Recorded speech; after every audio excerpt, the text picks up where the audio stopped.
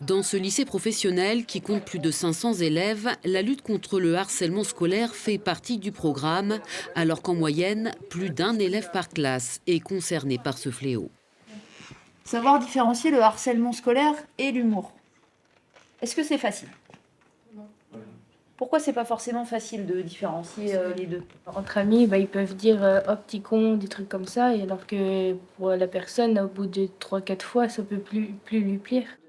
Dans cette salle de classe, des lanceurs d'alerte formés pour reconnaître les situations de harcèlement et repérer les élèves qui en sont victimes. Un engagement sur la base du volontariat. Au collège, je m'étais fait harceler et j'avais compris ce que c'était être harcelé et je voulais vraiment pas que d'autres personnes subissent la même chose que moi, la tristesse ou autre chose. Qu'est-ce que tu as vécu toi au collège?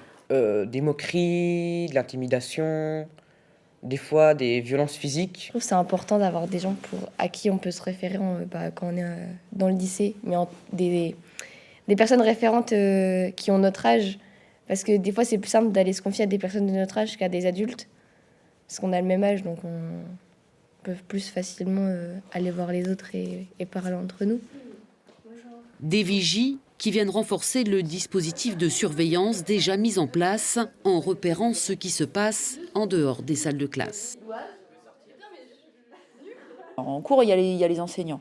Mais quand ils se déplacent pour aller en EPS, quand ils se déplacent pour aller au CEL, quand ils sont dans la queue du CEL, quand ils sont dans les couloirs en récréation, et les élèves, à ce moment-là, il se passe plein de choses. L'an dernier, lors de la mise en place du dispositif, 14 élèves ont été formés comme Louane. Son rôle de lanceuse d'alerte a fait d'elle une personne référente.